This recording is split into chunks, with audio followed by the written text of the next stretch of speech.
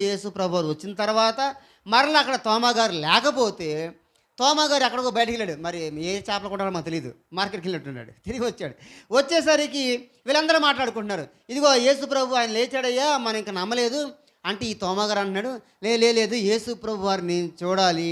ఆయన గాయపు చేతులు వేలులో గాయం ఉంటే చూసారా? ఆ గాయాలు నా వేలు పెడితే గాని నేను నమ్మనని చెప్పి అనుమానం వ్యక్తపరిచాడు. అంటే అనుమానం పుట్ట అనమాట ఇతను.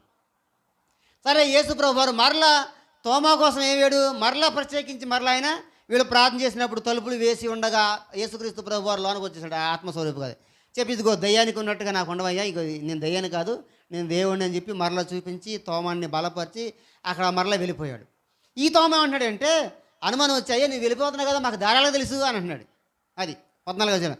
నువ్వు వెళ్తున్నావు, నువ్వు ఎక్కడికి వెళ్తున్నావో మాకు తెలియదు, ఆ దారి మాకు తెలియదంటే అప్పుడు ప్రభు చెప్తున్నాడు, నేనే మార్గమును, నేనే సత్యమును. 14వ అధ్యాయం 6వ వచనం. నేనే జీవమును, నా ద్వారా తప్ప ఎవరు కూడా తండ్రి యొద్దకు చేరలేడు.